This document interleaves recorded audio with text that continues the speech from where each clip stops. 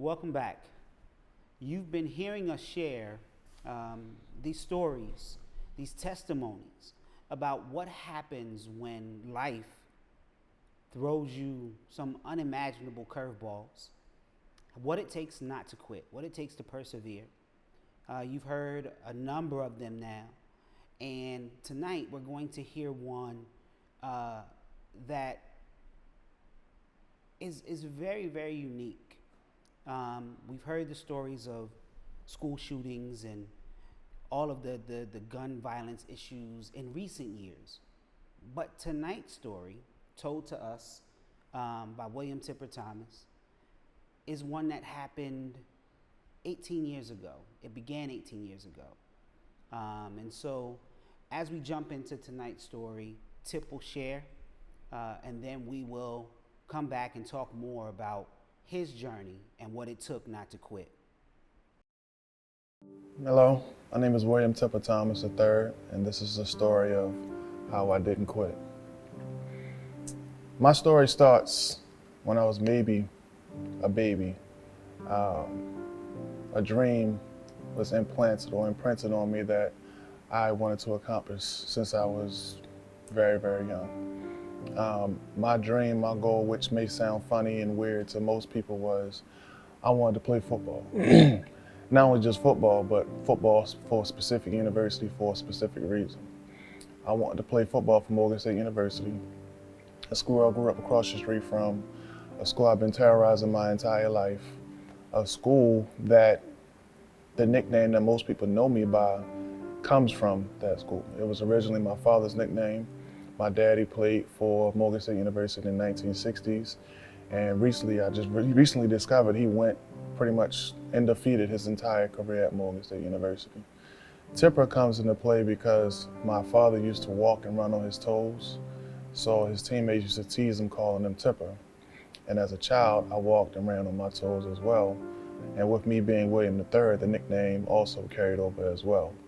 So it was always my dream, my goal, my ambition, my desire to return the nickname Tipper back to its place of origin, being Morgan State University football. And it was a dream that I set in my mind at a very young age. I've been going across the street to Morgan's campus for a very long time. I've been fortunate enough to watch the many different changes that have occurred at Morgan State University. It was always my dream to be a part of that change once I became of age. So I started upon that jersey playing Pop Warner football, doing what I thought was necessary to be able to accomplish that dream. My father always taught me, he knew what my goals and my ambitions were, but he also taught me two very important things: to value my athletics just as much as I value my academics, and to use my gifts and talents to make life better for other people, which ironically is very similar to the motto of New Psalmist Baptist Church. So growing up, I was very sound in academics because I knew I needed to be eligible to play, and I was obedient, I was disciplined, I did everything I possibly could in my power to make this dream become a reality. But as anybody knows, when you have a plan, there's always going to be deviations to that plan, things that you didn't see coming. And the first of that was my parents divorcing. And not only did my parents divorce, my mother decided that we were going to move to Georgia. So what was once my dream, which was right across the street, it was already imprinted in my mind on what I was going to do. I wasn't going to allow this divorce and this move to make me quit and deter from my dreams. It was very much set in my mind. So now I'm in Georgia, and I'm exposed to an entirely new environment that I wasn't exposed to living here in Baltimore City. It was the exact opposite. We lived about 20 miles east of Atlanta in a place called Rockdale County, Conyers, Georgia specifically. There were no street lights, no corner stores, no 7-Elevens, no dirty Chinese food, no chicken boxes, no sidewalks, no mass transportation, no forms of familiarity with Baltimore City. And it was also a very racist environment as well. The only real safe place I had was being at home. With us coming from the north, the black people that we met down there, a lot of them didn't take towards us because we're from the north.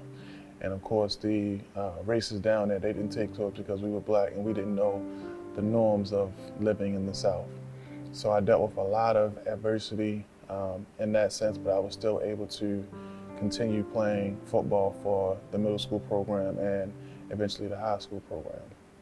But eventually a time came to where everything that I was going through at that point in my life, experiencing domestic violence, racism, alcoholism, the only thing that kept me from buckling and quitting was the dream that I had implanted in my mind when I was young. And I remember I got to a point in high school when I had to start working to help my mother pay bills and trying to figure out how I was going to be able to work, play ball, and go to school at the same time. I got an invitation from my uncle to visit my older cousin play in a high school all-star game at the Georgia Dome. And all of my life, I remember Eton saying that he wanted to play for Syracuse University. So me getting the opportunity to go see him play against, the McDonald's All-Stars, all of the best high school players in the country, and seeing him actually like about to live and step into his dream, it further encouraged me not to quit. I said, well, if Eton can do it, I can do it too.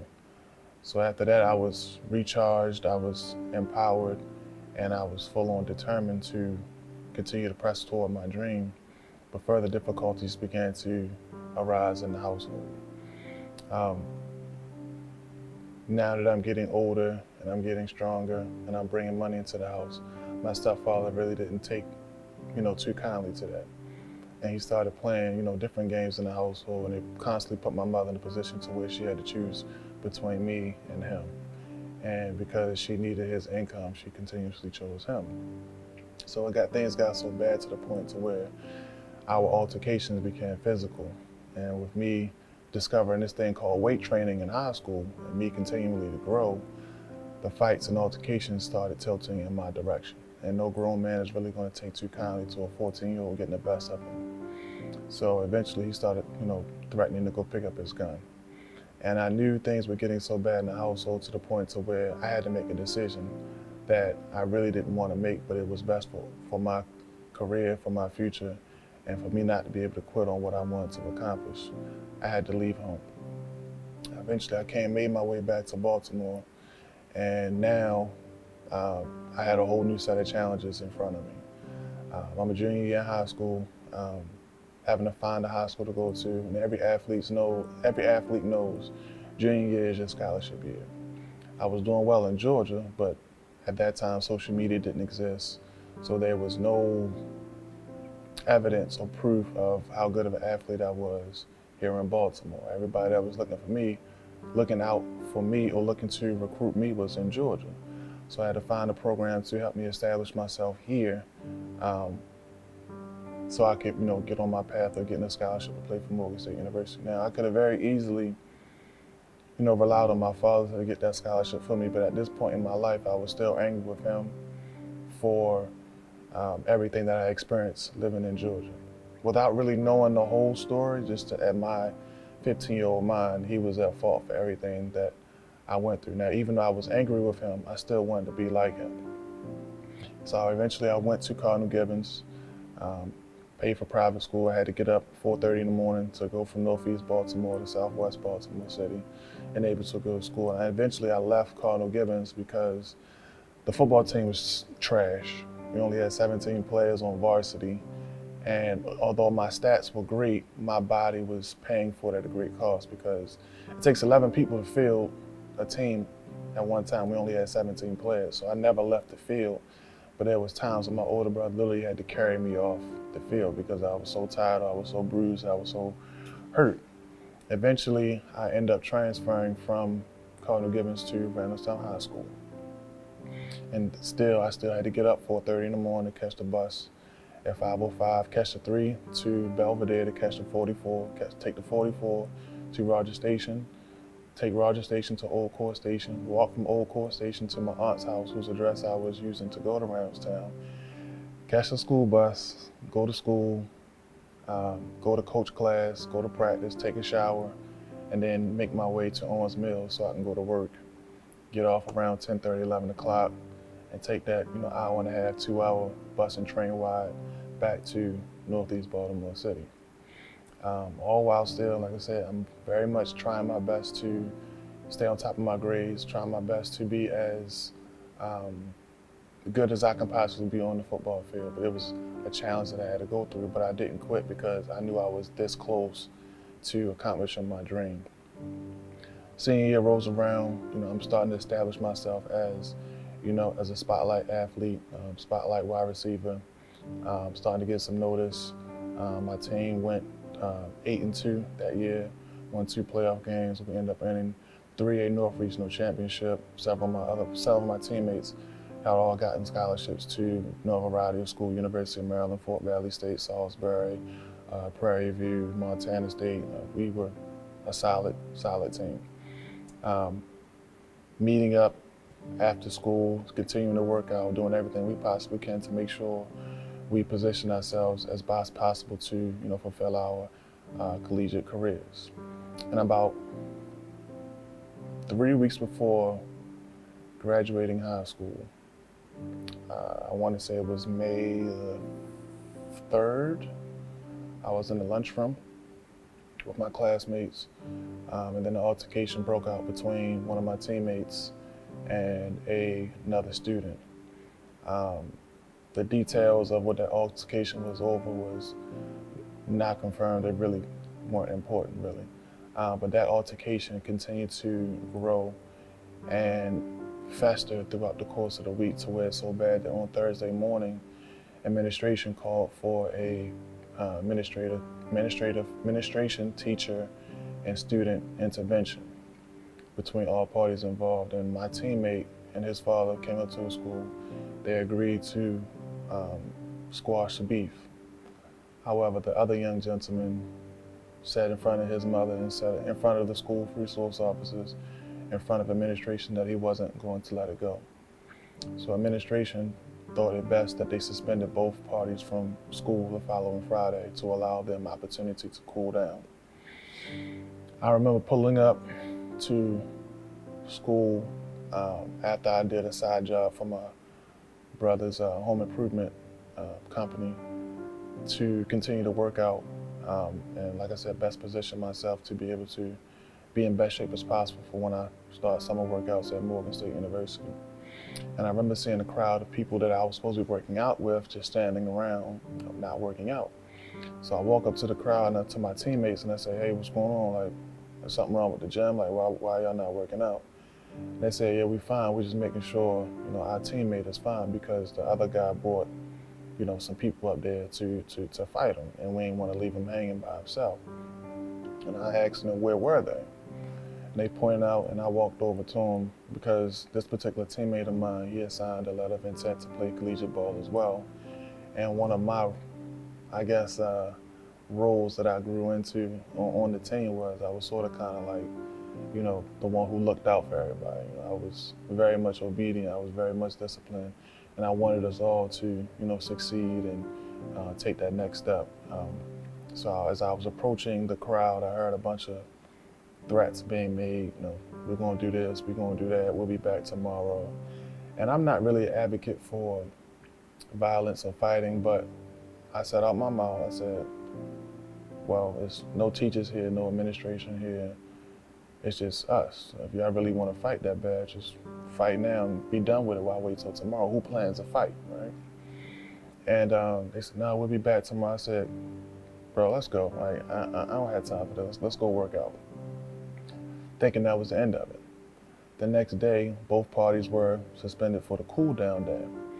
And I remember waking up that morning in my aunt's den, contemplating on whether I was going to return to school that day with this pending threat. And I remembered that I had a math quiz in 7th period. And me being a creature of habit and having what my father said to me when I was younger, value my academics just as much as I value my athletics ingrained in me, I went to school. Now granted, I could have missed, I had a 97 in this math, I could have missed it, but I was just a creature of habit. And I remember hearing rumors that they were supposed to have fought at 1 o'clock in a surrounding neighborhood. And I remember leaving the school that day at 2:05 when the bell rang, asking my adopted brother if he knew that if the fight had took place. He said he didn't know. So we exit the school building and to catch the cheese bus that usually picks us up every day, and my bus doesn't show up. So my entire route is stuck on the sidewalk trying to figure out how we're going to get home. I had no intentions on being stuck at school that day because I got paid that Friday and I had plans to meet my prom date at Owens Mills Mall. Back then it was Owens Mills Mall. So we could start the process of picking out her prom shoes for my prom the next day, which was most likely going to be an all-night affair. So I get on the phone to try to figure out how I can get a ride to work to see if I can get my check. I called my father, he was still at work. I called my cousin, he was just getting out of, I think he had one more class at Morgan. And he said, once I got out of class, I can make my way over to you, but you got to sit tight for a while. So in the process of that, there was a charity basketball game being hosted by local politicians versus high school staff to fundraise scholarship money for the graduating seniors. So I said, well, I might as well kill time and go to the game. Game goes on, game's maybe an hour, hour and a half. The game lets out. It's about maybe 4 o'clock. It's a bright, sunny, beautiful Friday afternoon. Parking lot full of people, parking lot full of kids. There was also a baseball game going on at the time in the field. So it was a regular, sunny, warm afternoon in Baltimore County. We were just living our lives being kids. Talking about who was going to prom with who the following week, what we were wearing, where we were going after prom, when we're singing Ditch Day, regular kid stuff. And all of a sudden, a black on black 745 with spinning wheels pulls up to the front of the school.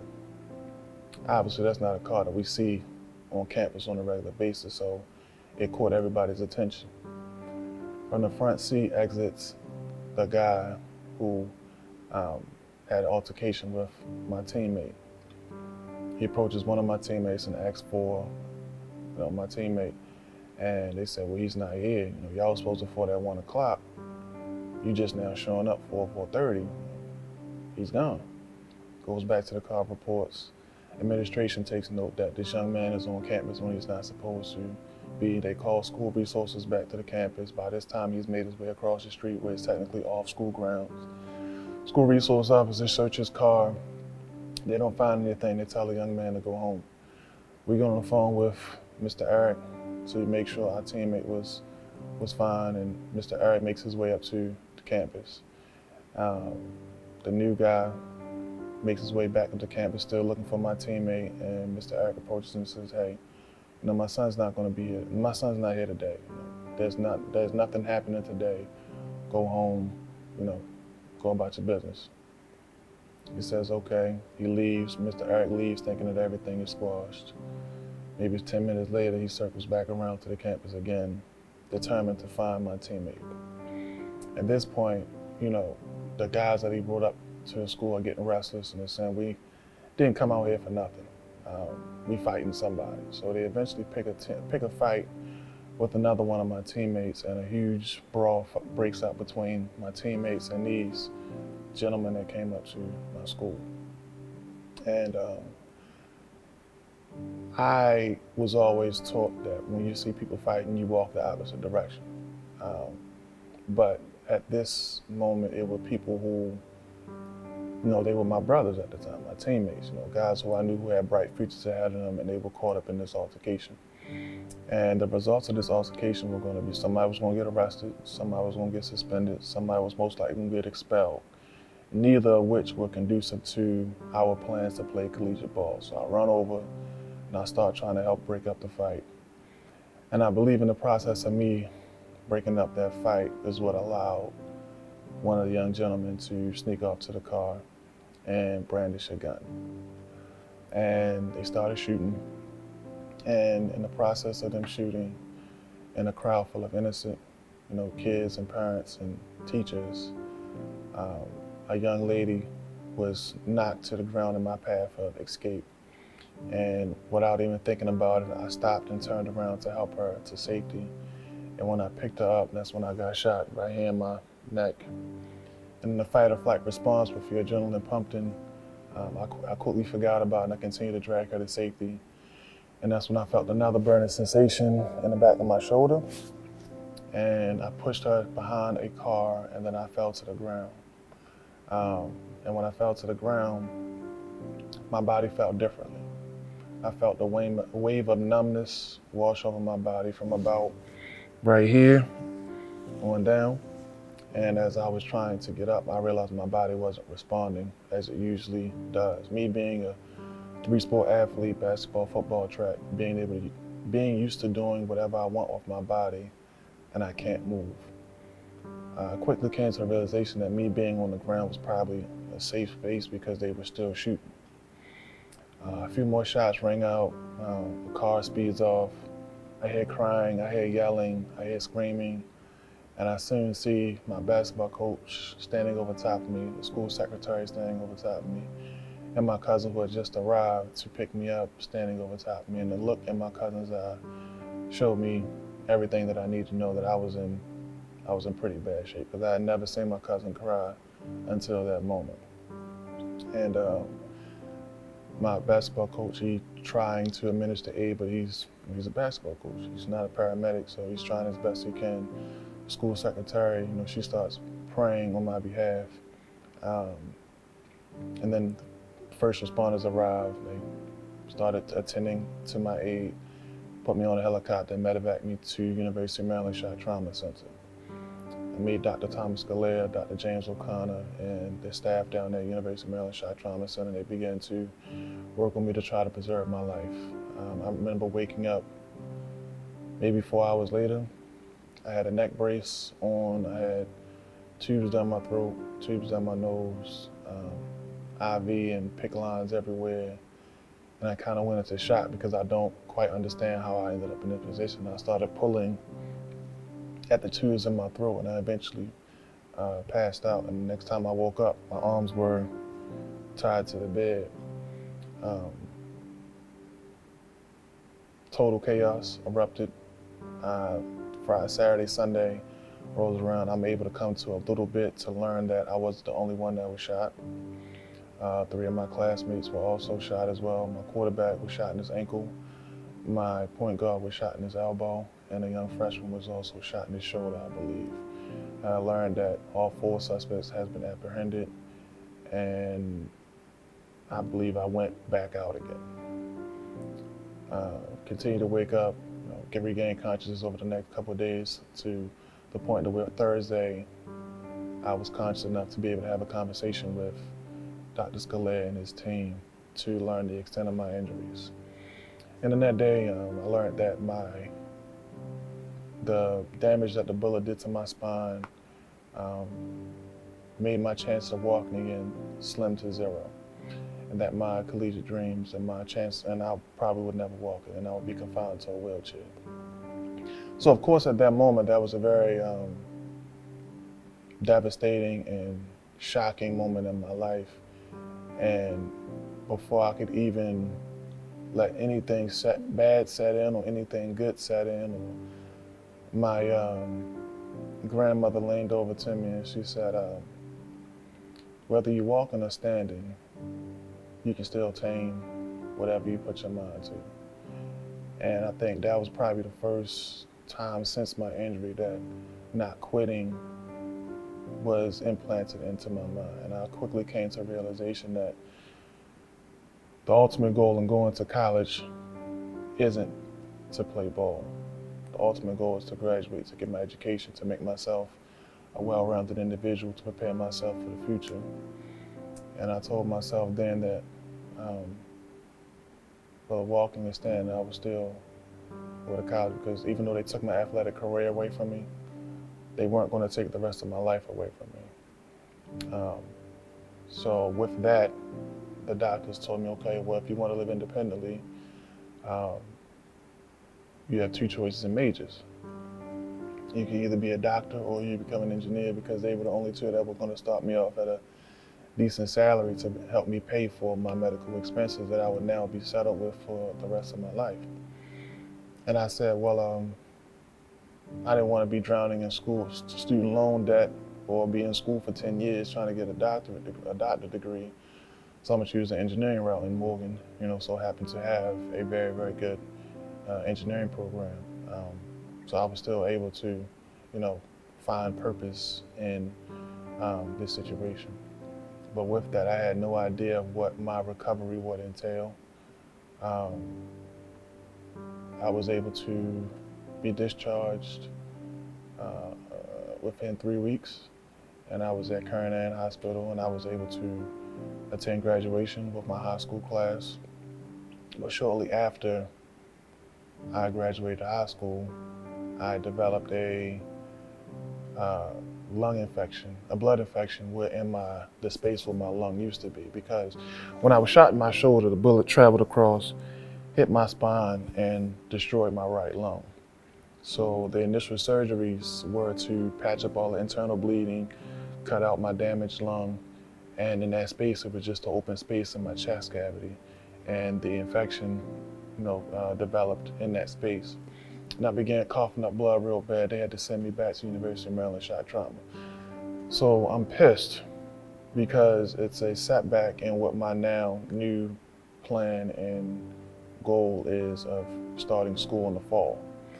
Looking back on it, I was completely wilding, trying to start school in such a quick turnaround, but at that point in time, you couldn't tell me nothing. Like, don't quit, not quitting was, if you could look that up in the dictionary, you was gonna see my face at this point. So in my mind, this was a setback into me not accomplishing my goal, but I had to go through several surgeries, experimental therapies to get them to try to expand my left lung as much as they possibly can to compensate for the loss of my right lung. I was eventually able to make my way back to Kern Ann after about 2 months stay at Shock Trauma. Was able to learn quickly what I needed to learn in order for them to feel comfortable discharging me to my on-campus housing. But once I got to Morgan, I realized I was still very much sick. I had lost about 100 pounds. I was about 127 pounds. And I lost I dropped down to about 127 pounds in about 3 weeks because I couldn't eat solid foods due to the tube being down my throat. And just hospital food is just not that great anyway. So I had a hard time eating. So I took a medical withdrawal to allow myself more opportunity to heal from such a major and devastating injury.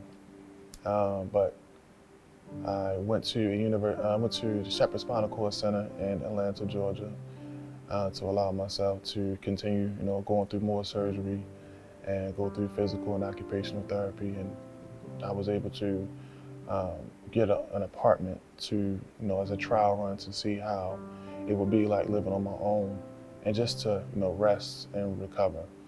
But as soon as I was discharged, I spent my 18th birthday in the hospital. I spent Thanksgiving, Christmas. It was a point in time that whole year, 2004, I didn't know. The only way I knew what time of year it was based on if it's firecrackers going off outside, okay, that must be 4th of July. They putting up pumpkins around the hospital, okay, it must be fall.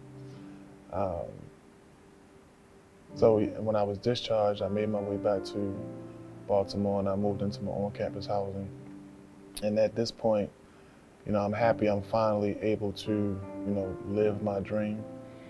But I'm having to figure out and recalculate in my mind what my Morgan experience was going to be like, because at this point,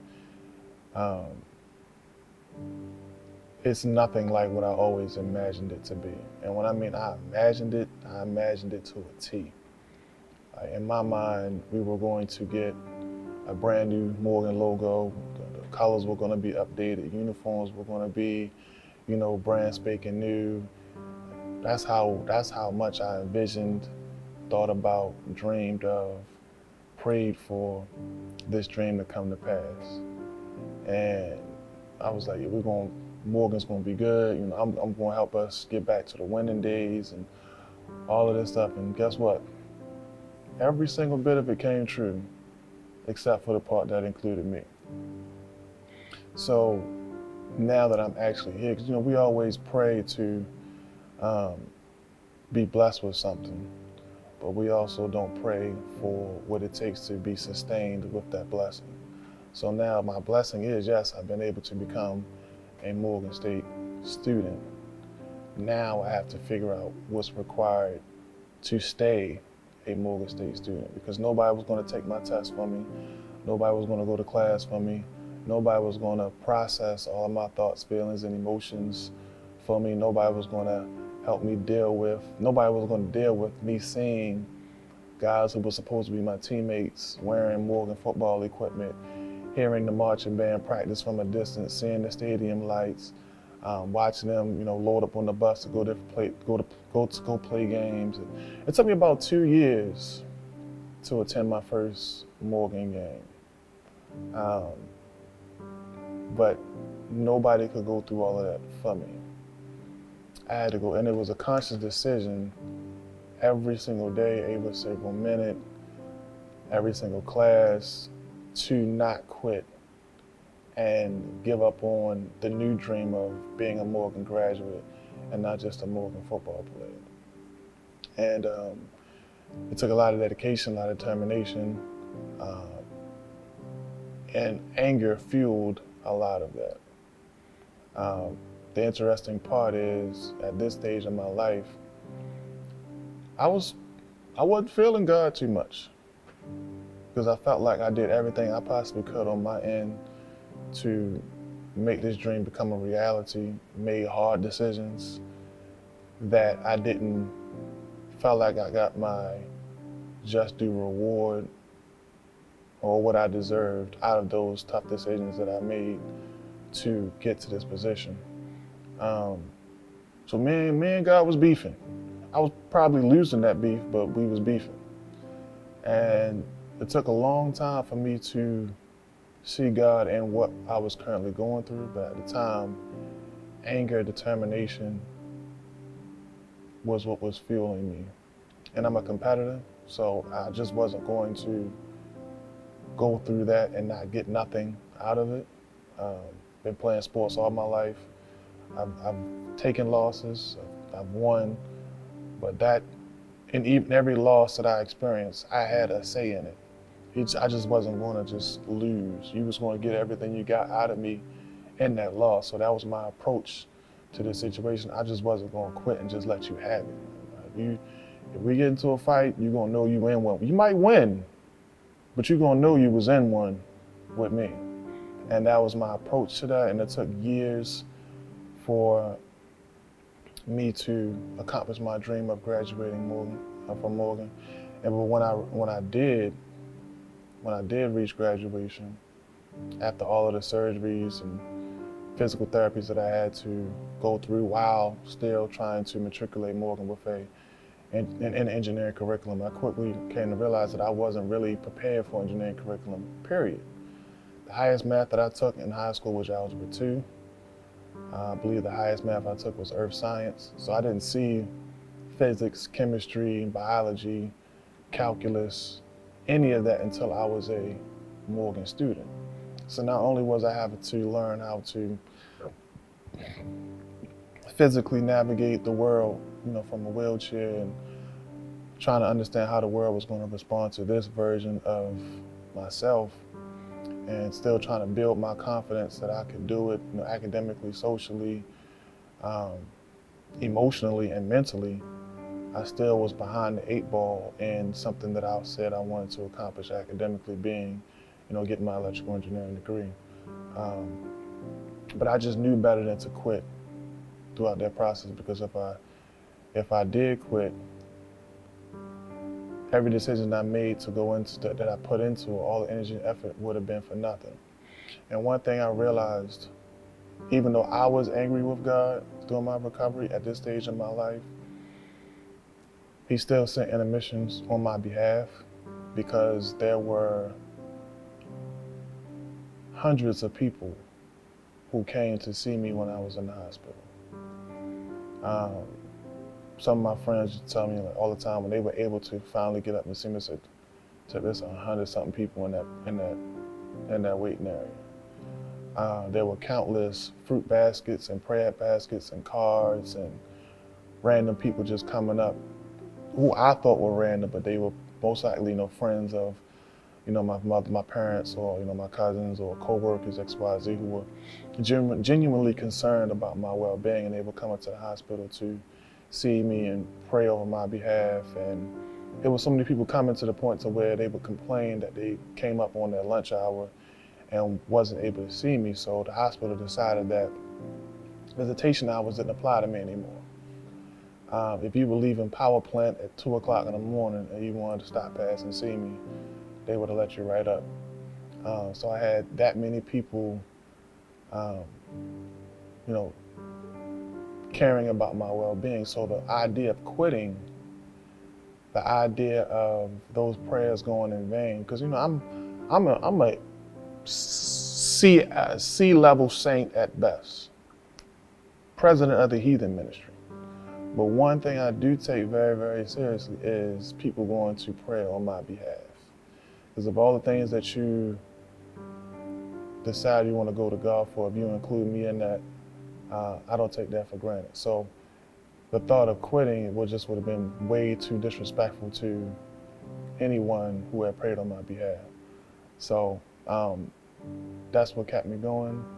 That's what allowed me to get to graduation. Once I got to graduation, I realized that was the only time that I had been able to touch the field as a Morgan State University student. I didn't catch touchdown passes in the end zone like I always envisioned, but I was able to catch my degree.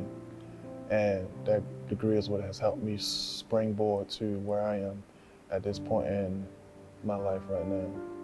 I am gainfully employed, working for the Department of Defense. I've been there for about 12 years since I graduated college. I am a homeowner. I live alone. I drive. I take care of myself. Everything is pretty much left up for me to do.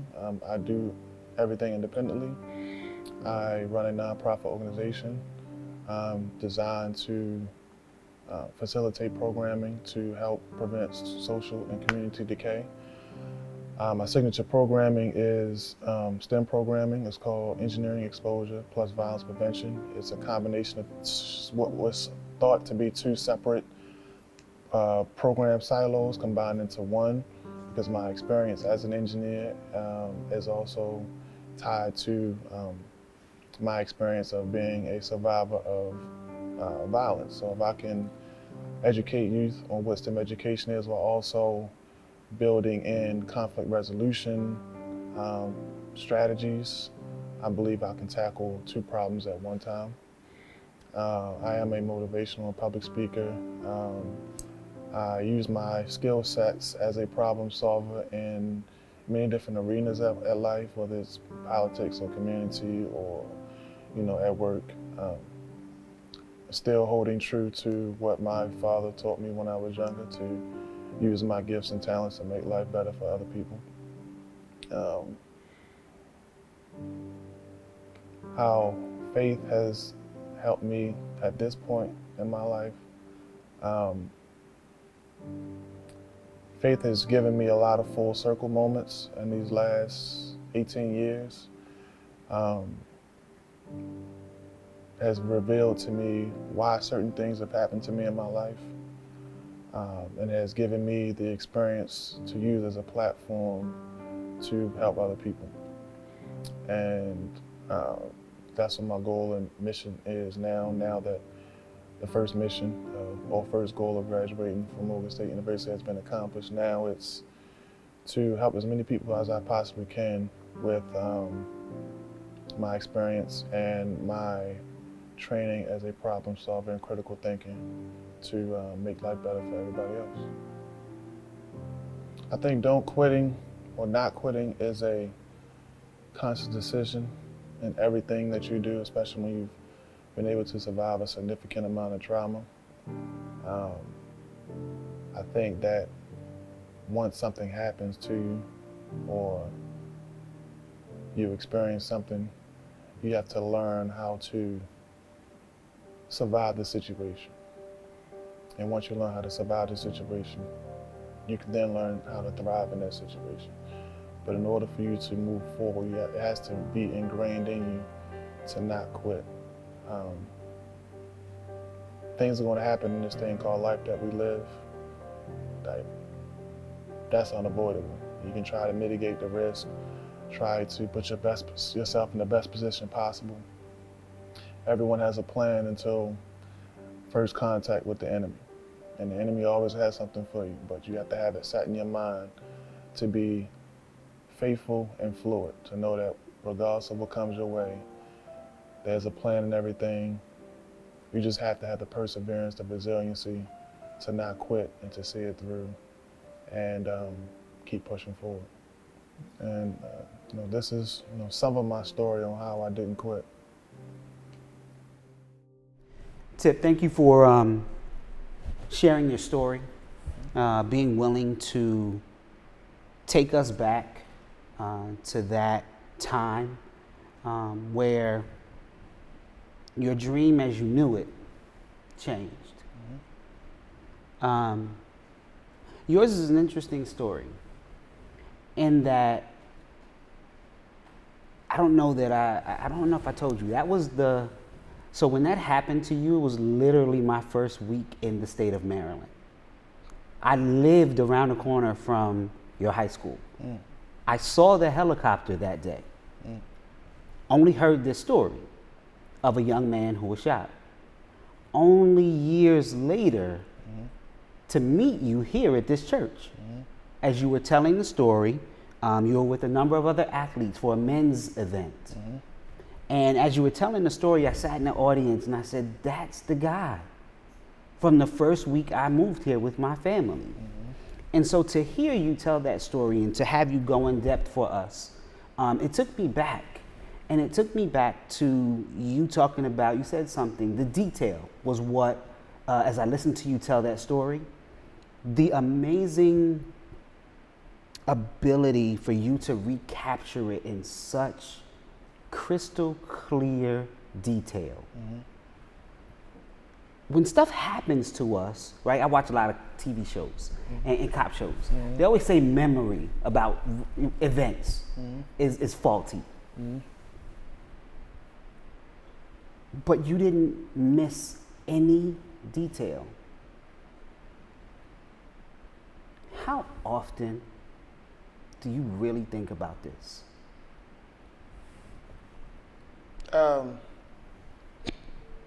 Daily, minute, moment to moment. To quote the famous philosopher Sean J.Z. Carter, when he said, "I remember vividly what these streets did to me." I remember vividly what these streets did to me, and I have to.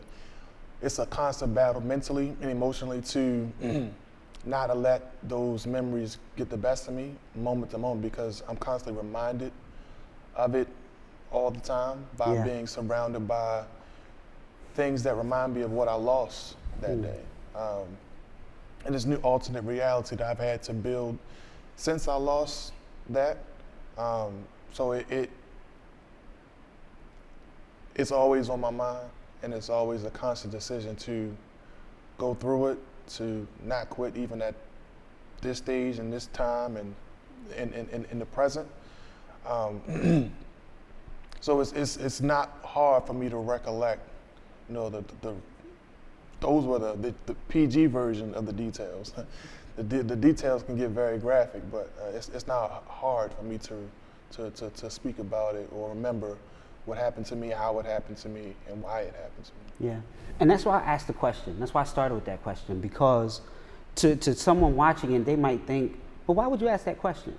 Because when we've been telling our stories, when the members have been telling their stories, everyone has been a past event, and they're recalling. You live with the outcome of something that you had zero control over. And so when my asking that question is just that, how do you, what's the mental fortitude it takes to balance your daily progress? Because I see you you know, in your future, right? From where I heard the story in your past, but you have to deal with this on a daily basis. And so that was the nature of the question. I wasn't being trite or anything like that. I wanted to get to that point. But you also mentioned something else, and I took a note that you said that your grandmother said. I'm jumping forward, right? Your grandmother said to you that, you know, you could still have everything that you wanted to attain. And you yourself said, I wasn't going to Morgan to be a football player. I was going to get an education. Your dream shifted. Or did it become more clear? It definitely put in perspective what, like I said, the ultimate goal of going to college is. I know most athletes, they think about, you know, the season and workouts and all that stuff, but sort of kind of graduation is like a bonus. But in actuality, it really should be the main focus in going to college, and football and sports is still extracurricular. But us being athletes, you know, whatever sport we play is king. And I do believe at this stage of my life, with me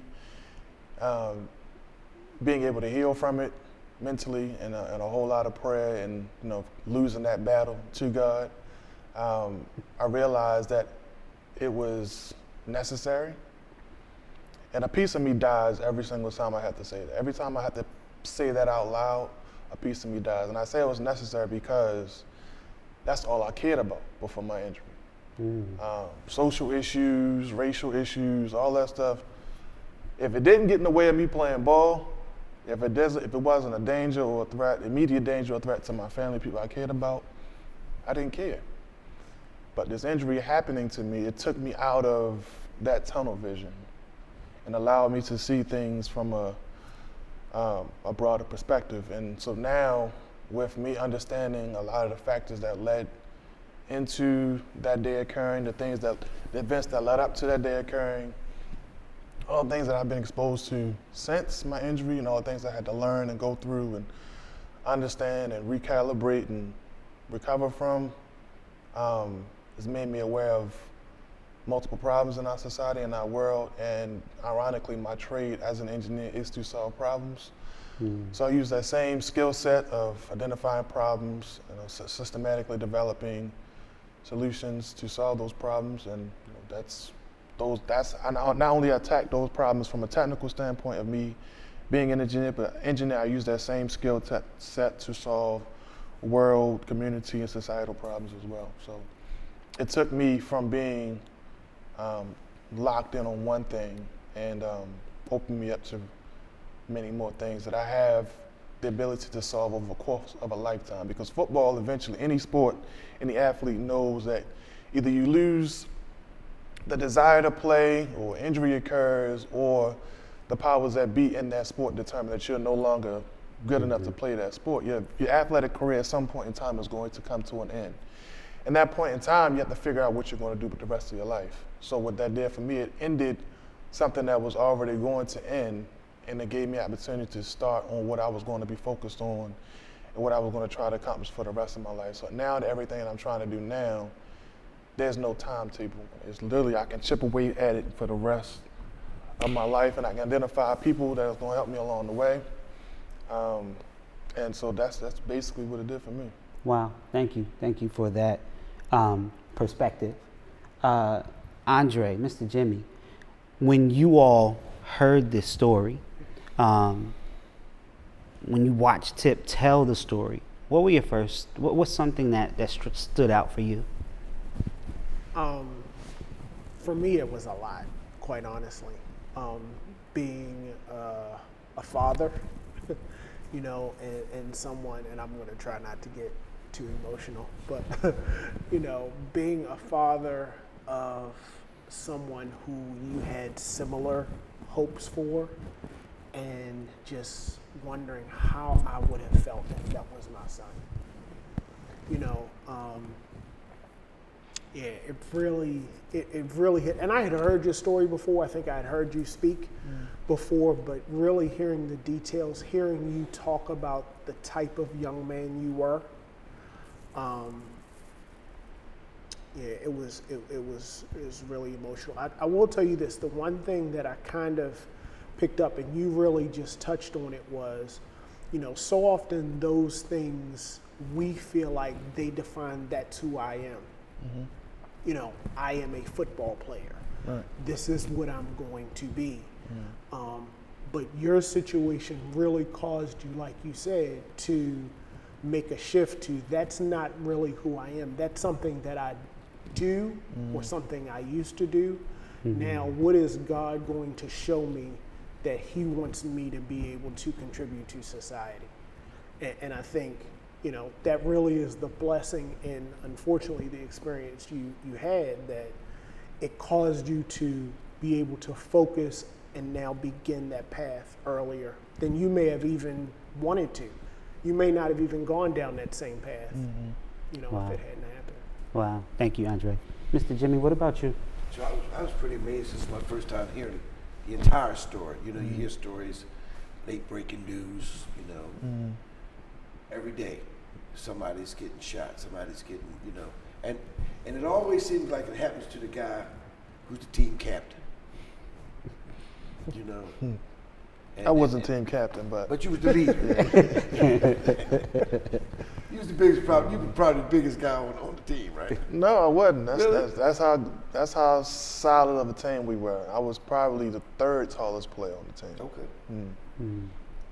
So as I'm sitting here listening, just trying to compile, I'm in school, probably done the same exact thing you did. Those are my boys. I'm gonna go protect my friends, because I've had a situation like that happen in high school, just it turned out different. We fought. Yeah. And I'm sitting here reflecting on the fight after school, where I had to fight the guy who everybody liked because he was picking on my friend. And it could have turned out totally different.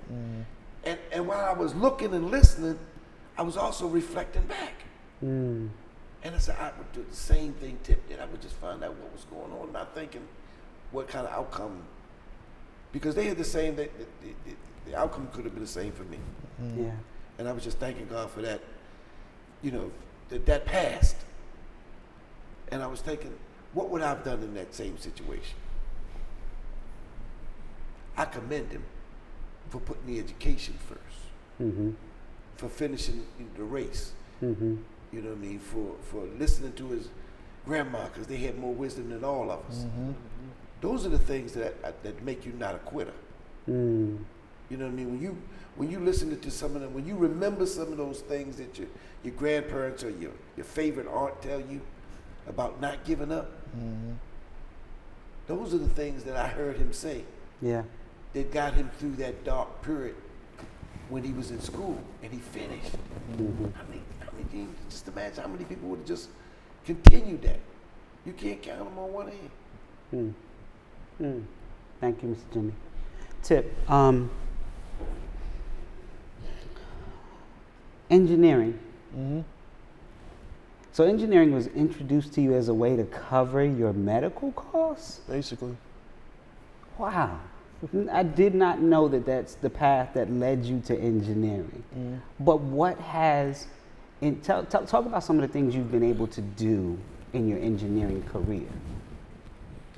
I can't go into too much detail because that might cost those me my clearances, job. right? We don't want not from that perspective, but some of the exposure that it's allowed you to have. So with me becoming an engineer due to my injury, it has allowed me to be employed by the aerospace and defense industry and obtain government security clearances. But it also made me aware of a problem in the Black community, that not too many youth are being exposed to the sciences, the technology, and engineering, mathematics fields in the same rates as other cultures and ethnic groups. So what it gave me was an opportunity to go into the classroom in the inner city, where a lot of, if I'm being frank about it, my co-workers of lighter complexions, extremely lighter, non-melanated complexions, didn't want to go into. So I knew that with my story of being an athlete who suffered a serious injury at the hands of violence, that it would unfortunately give me instant credibility with youth in the city. And with my experience and my accomplishment of becoming an engineer, I could introduce them to engineering or the STEM fields, and that with that direct connection, that direct credibility. So that's what I began to do. It exposed me and it gave me an opportunity to teach youth what engineering was at a much earlier age than I did, because like I said, it was just before I became a Morgan student when I really learned what an engineer was. So I wasn't prepared for an engineering curriculum at Morgan. The highest math I took was Algebra 2. Wow. Highest science I took was Earth Science, I believe. I didn't see chemistry, I didn't see calculus, I didn't see physics, I didn't see biology. I didn't see any of those classes until I was a Morgan student, competing against students who went to Poly, Western Tech, those type of schools, who have been seeing those subjects since 10th grade. Fortunately, I knew how to make friends quickly, and a lot of those same engineering students, they're still my friends to this day. They helped me, get where I need to be. So it gives me opportunity to introduce the concept of STEM to kids in elementary school and middle school, in hopes that it will spark their interest so they can choose the correct high school to go to prepare them for a STEM major once they get to college and hopefully become STEM professionals. So it's small things like that my injury, me becoming, I wouldn't say small, things like that my injury and me becoming an engineer has allowed me the opportunity to do. Yeah, that's good Now, stuff. most of those high school friends still your friends today? Interesting thing. I have a handful of people that are still in my life from before my injury, but the majority of people in my circles now are people that I met after my injury. And it's a tremendous credit to them. It's also a tremendous credit to the handful of people that are still in my life that knew me when I was walking. They stayed committed to me, and they didn't see me as anything less than who I am and who I was hoping and trying to become. But majority of my people in my circles now are people that I met after my injury, who saw me and not the chair. Yeah. Tip, you talked about after the injury being exposed to, prior to the injury it was football, right? That was your focus.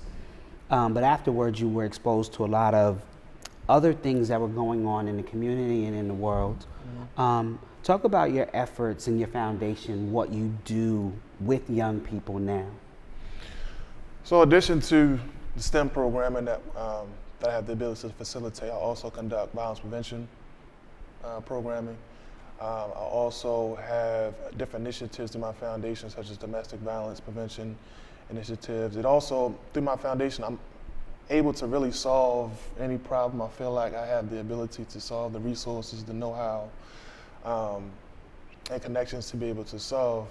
But yeah, it's just an avenue for me to be a problem solver, to do what we say at the church, to use my gifts and empowering disciples to make life better for other people. But the model that my father used to teach me when I was younger was to use my gifts and talents to make life better for other people.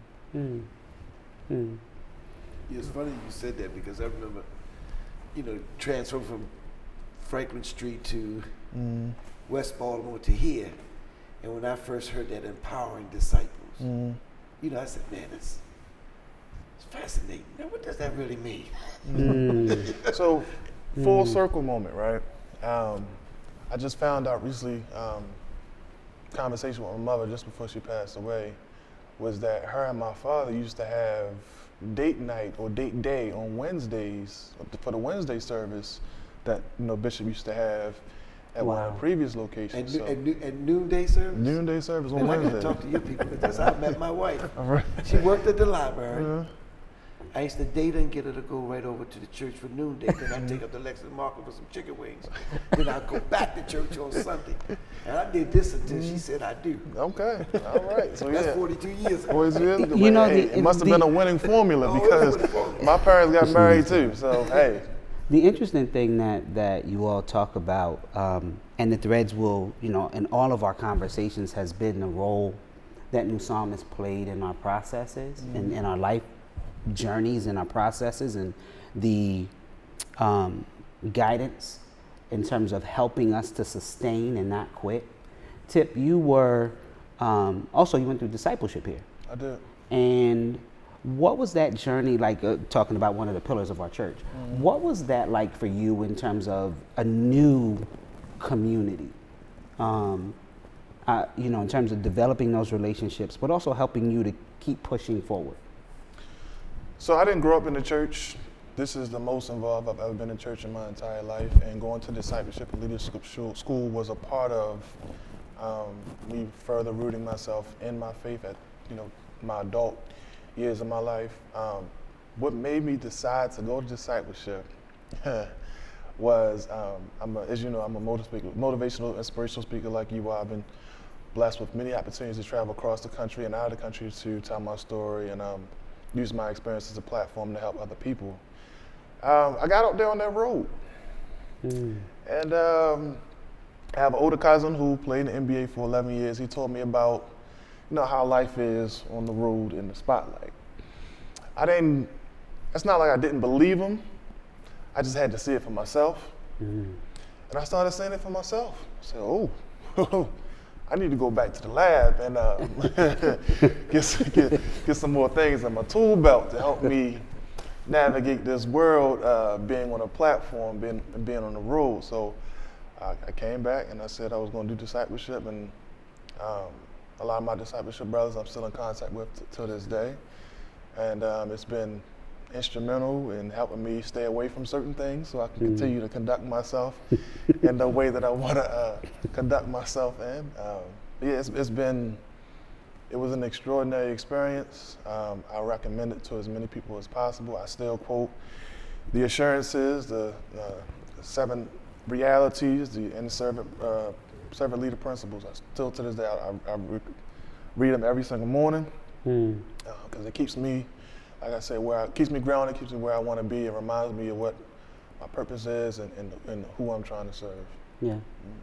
I know our time is wrapping up, but one of the things that I think I admire, and I could speak for Mr. Jimmy and Andre, is that sometimes things happen to people and it defines them. But as we've listened to you, as we've listened to what you've done since the incident, since violence came into your life in that way, has proven to all of us that we don't have to let that thing stop us. It doesn't have to be the defining piece of our life, right? Because you talked about how football, right? I was a football player, but you are so much more than a football player. You're so much more than your experience. You're so much more than your chair, right? And so for all of those who might be watching this experience, watching these sessions and understanding what it takes not to quit, one of the things that helps us understand that is recognizing that we are more than our experience, that the God in us helps us to be more than what's happened to us. And it's important for us to recognize that sometimes situations occur, but if, like Tip said, we keep the proper perspective, we see an opportunity to move beyond a narrow focus, to expand our purview, and to really be able to make a difference in other ways that you never saw possible prior to the incident that you thought changed your world forever. But it actually opens you up to some other opportunities that God had lined up for you down the line. So if you're watching this, we encourage you, we pray for you, and we wish you the best. But no matter what happens, understand that you are more than your circumstance. And whatever comes your way, don't quit.